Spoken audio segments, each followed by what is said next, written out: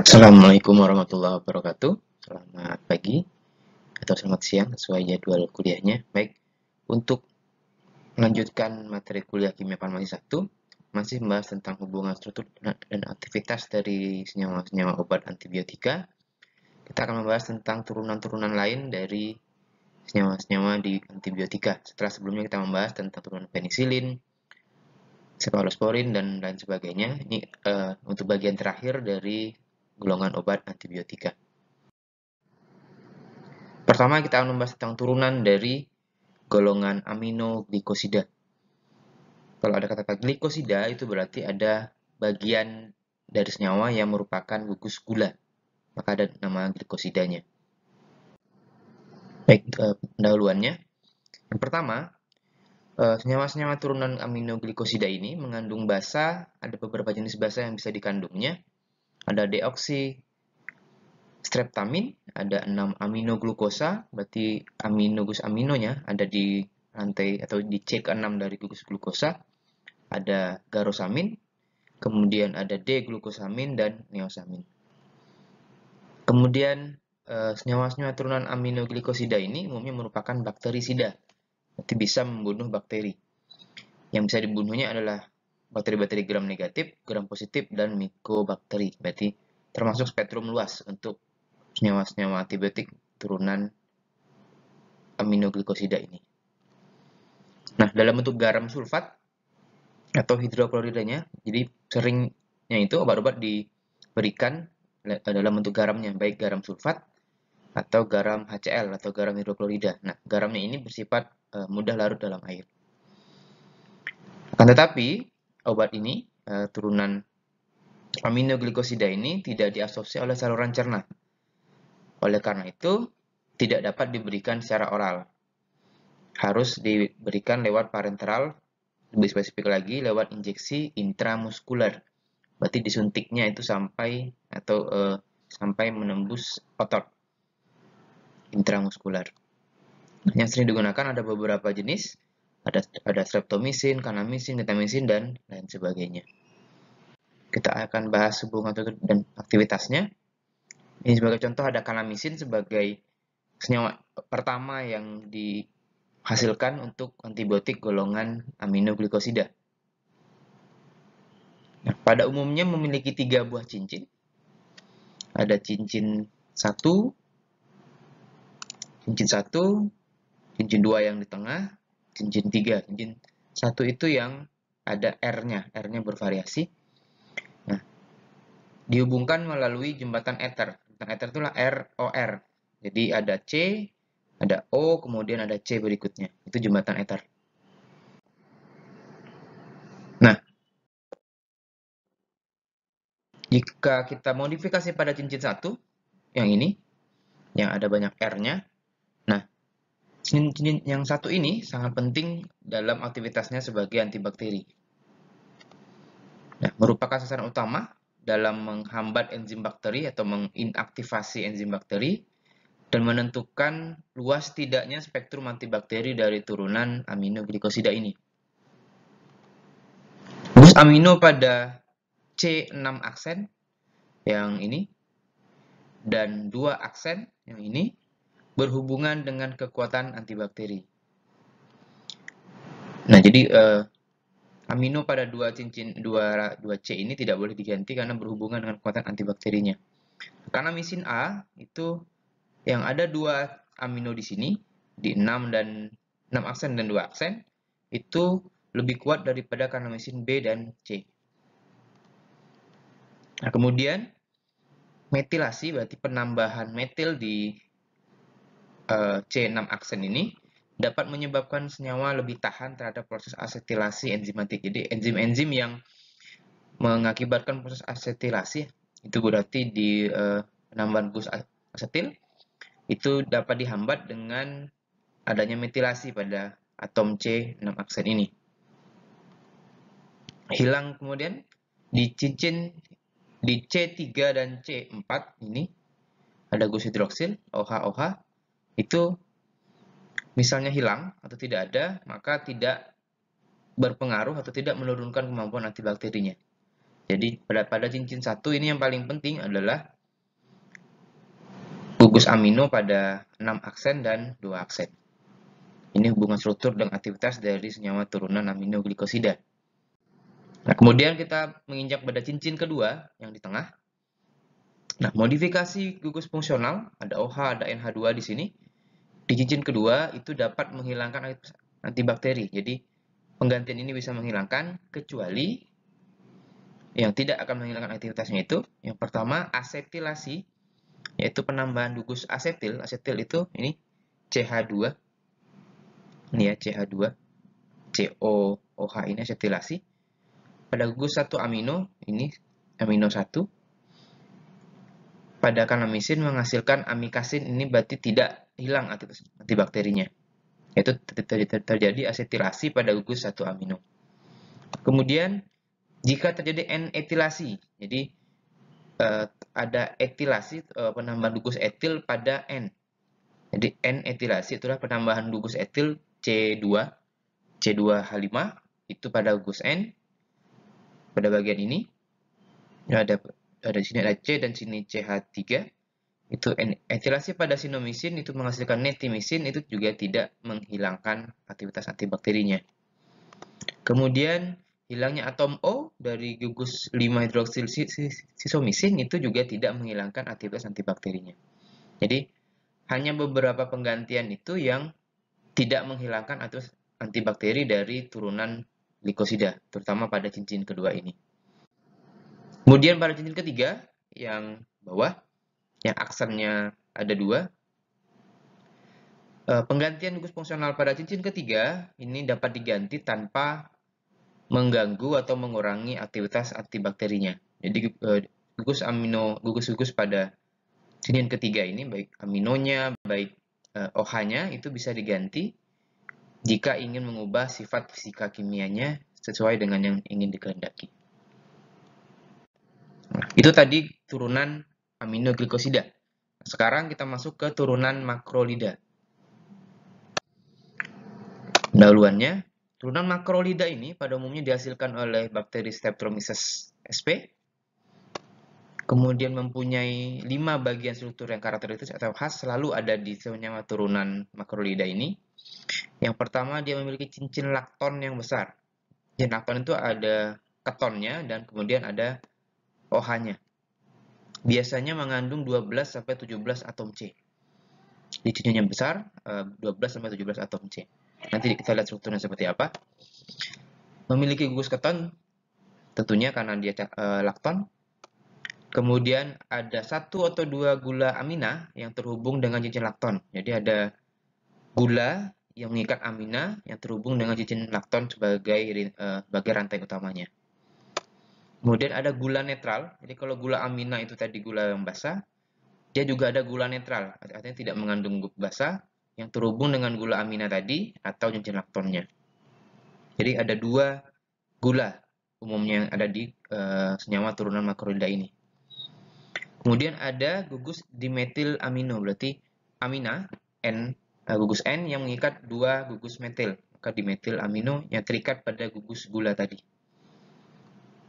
Nah, gula-gula yang terikat itu bisa banyak jenisnya. Ada L-radisona, ada D-desosamin, ada L-oleandrosa, dan D-rhodosamin.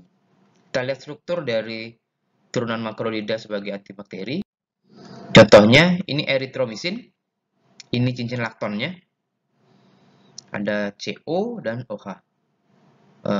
CO sebagai keton, OH sebagai hidroksil. Eritromisin ini juga familiar, sering digunakan. Ada oleandomisin, ini cincin laktonnya masih kurang lebih seperti eritromisin. Bedanya ada di sini gulanya. Di sini juga tidak ada gula.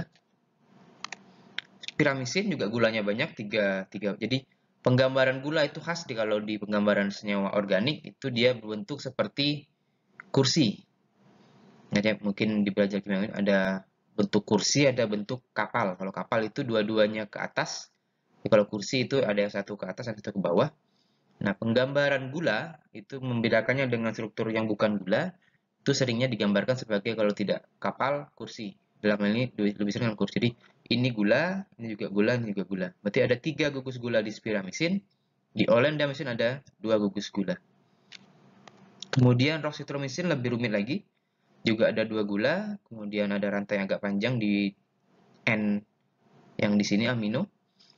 Kemudian ada azitromisin, ini juga familiar di kehidupan sehari-hari. Ada 2 gugus gula dan lebih banyak OH-nya. Ini beberapa contoh dari senyawa turunan makrolida sebagai antibakteri atau antibiotika. Kemudian kita masuk ke turunan berikutnya, yaitu turunan polipeptida. Struktur dari polipeptida, namanya sudah poli, itu berarti banyak, berarti dia strukturnya nanti akan sangat kompleks, rumit sekali strukturnya. Mengandung polipeptida, poli itu banyak, peptida itu artinya asam-asam amino. Yang biasanya asam amino itu membentuk cincin atau struktur siklik. Sumber utamanya Bacillus dan Streptomyces. Kemudian senyawa yang sama itu bisa dihasilkan oleh mikroorganisme dengan taksonomi yang berbeda. Jadi berbeda bakteri bisa menghasilkan senyawa yang sama.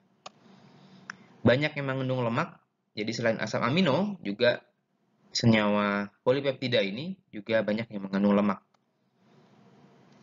Aktivitas antibakterinya langsung berhubungan dengan struktur kimianya. Jadi kalau sedikit diubah saja atau dimodifikasi, bisa mengubah aktivitas dengan signifikan. Jadi dia sangat sensitif terhadap perubahan struktur kimianya. Penggunaannya terbatas karena dia menimbulkan efek toksitas yang besar terutama pada ginjal. Jadi sangat terbatas. Jadi ini mungkin pilihan terakhir ketika antibiotik yang lain sudah tidak mempan lagi, baru digunakan polipeptida karena dia toksik sekali. Penggolongannya ada beberapa penggolongan. Ada yang sifatnya asam, memiliki gugus karboksilat bebas. Karboksilat itu COOH. Kemudian ada yang sifatnya basah, memiliki gugus amino bebas, berarti ada gugus NH2 di ujung. Berarti makna bebas ini artinya tidak ada sambungannya lagi, berarti dia di ujung. Berarti ini COH, kemudian amino bebas berarti NH2 di ujung. Kemudian ada juga yang sifatnya netral, tidak ada karboksilat atau amino, umumnya dalam bentuk siklik atau gugus-gugusnya dinetralkan lewat formilasi. Formilasi itu berarti ada gugus formil di sana. Nanti kita lihat strukturnya seperti apa. Contohnya, ada basitrasin, ada tirositrin, dan ada polimixin B. Ini sangat rumit, maka karena dia gabungan dari sejumlah dari asam amino, maka disebut sebagai polipeptida. Ini gugus amino bebas, berarti dia termasuk golongan yang ada yang basanya, juga ada asamnya. Jadi terkadang mana yang lebih banyak, jika jumlah asam dan basanya sama, maka menjadi netral. Jika lebih banyak COH, berarti dia akan dominan bersifat asam. Jika dominan NH2, maka dia akan lebih dominan bersifat basa. Di sini ada 2 gugus basa bebas dan 1 COH bebas, maka lebih banyak gugus aminanya. Maaf, ada 2 gugus asam COH, maka kalau berdasarkan pengamatan ini seharusnya dia bersifat netral, karena ada 2 amina dan 2 karboksilat saling menetralkan. Yang ini juga, jadi tergantung berapa atau mana yang lebih banyak antara gugus COH dan NH2-nya. Itu menentukan keasaman dan kebasahannya. Tadi turunan polipeptida, sekarang kita masuk ke turunan linkosamida sebagai antibiotik. Nah, linkosamida itu selalu mengandung sulfur. Di bagian strukturnya ada S-nya, sulfur. Kemudian bagian khasnya adalah ada di bagian 4 alkil asam pipekulat atau asam hidrat yang terikat pada alkil 6 amino alfa tioctopiranosa melalui sambungan amida. Amida itu CO, C rangkap O, dan NH. Jadi jembatannya amida, ada R, ada C rangkap O, kemudian sebelahnya NH, dan ada R satunya lagi. Itu sambungan amida. Mengandung gugus yang bersifat basa, bisa N-pirolidin atau N-piperidin. Piperidin itu N-nya dalam cincin 6, pirolidin itu cincin 5. Dan dapat membentuk garam yang mudah larut dalam air. Contohnya ada clindamycin dan ada linkomisin. Ini rantai amin itu yang ini, CONH. Ini rantai amidanya yang tadi dibahas. Ini juga ada rantai amidanya, CO dan NH. Ada S-nya, ini ada S-nya di sini, ini ada S-nya di sini. Itu untuk linkosamida. Kemudian ada turunan berikutnya, ada turunan polyen. Nah, sifatnya ini contohnya ada amphoterisin, ada candicidin, dan ada nystatin. Sifatnya pertama, umumnya dihasilkan oleh Streptomyces sp. Kemudian berciri adanya cincin besar. Ini cincin ya, ini walaupun tidak bulat tapi ini adalah cincin karena dia bergabung. Ini juga cincin yang di sebelah sini. Nah, cincin besar yang mengandung lakton tadi, ada keton-keton yang banyak dan ada OH-nya, dan ikatan rangkap terkonjugasi. Terkonjugasi itu artinya adalah ikatan rangkap dan tunggal saling berselang-seling. Ini rangkap tunggal, rangkap tunggal, rangkap tunggal. Ini juga ada rangkap tunggal berselang-seling, itu namanya ikatan rangkap yang terkonjugasi. Itu ciri dari polyen. Nah, kemudian tidak mempunyai antibakteri, jadi tidak membunuh bakteri dia, namun aktifnya terhadap jamur, tefungi atau yeast, ragi. Jadi memfermentasi itu ragi, itu bisa dihambat dengan antibiotika jenis polyen ini. Ada candicidin, nystatin, dan amphoterisin B. Kemudian ada turunan ansamisin. Ini contohnya dari rifampicin. Kita bahas sumber dan ciri khasnya. Nanti baru kita lebih detail kepada rifampicin-nya. Umumnya dihasilkan oleh Streptomyces juga. Rata-rata antibiotik dihasilkan oleh Streptomyces. Kemudian karakter khasnya adalah hanya struktur siklik. Ini siklik ya, walaupun tidak bulat. Yang mengandung gus aromatik. Ini gus aromatik, ada dua aromatik. Ada seperti benzen seperti ini. Dan jembatan makrosiklik alifatik panjang. Nah, ini jembatannya. Ini masih tergolong sebagai jembatan panjang yang disebut ANSA. Jadi ini adalah jembatan ANSA. Menghubungkan CO di sini dengan CO di sini juga. Ini jembatan ANSA namanya. Di antara posisi dua inti aromatik yang tidak saling berdekatan. Kita bahas tentang rifampicin. Ini dari rifampicin yang tadi. Rifampicin ini diisolasi dari fermentasi kultur bakteri Nocardia mediterranea. Dari namanya kita bisa menduga dia ditemukan di daerah Mediterania sana. Kemudian mengandung 17 anggota rantai ANSA. Rantai ANSA yang menghubungkan antara dua gugus aromatik ini. Berarti ada 17 kalau mau dihitung. C yang ada di rantai ANSA ini. Kemudian mempunyai spektrum antibakteri yang luas. Jadi bisa ke gram positif dan juga bisa ke gram negatif. Dan itu untuk rifampicin. Umumnya, rifampicin ini digunakan sebagai obat anti tuberkulosis atau TBC. Jadi TBC ini juga masih menjadi masalah di dunia dan Indonesia pada khususnya. Masih perlu dicari antibakterinya atau antibiotiknya yang dapat menghambat perkembangan bakteri tuberkulosis itu. Kemudian ada turunan antrasiklin. Sumbernya itu juga masih dari Streptomyces. Rata-rata antibiotik berasal dari Streptomyces yang kita bahas pada mata kuliah ini. Mengandung gula pada konfigurasi L. L itu berarti OH-nya berada pada sisi kiri. Nanti kita lihat. Terikat pada gugus 7 hidroksil antrasiklinon melalui ikatan glikosidik. Berarti ada pada gugus hidroksil pada atom C ke-7. Antrasiklinon itu adalah penggabungan 4 cincin ini. Ini gugus antrasiklinon melalui ikatan glikosidik. Karena ikatan antara gula dan senyawa lain itu disebut sebagai ikatan glikosidik. Senyawanya disebut sebagai glikosida.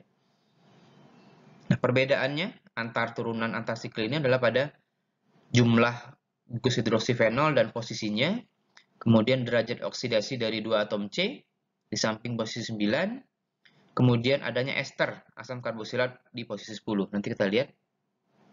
Ini posisi 10, R10.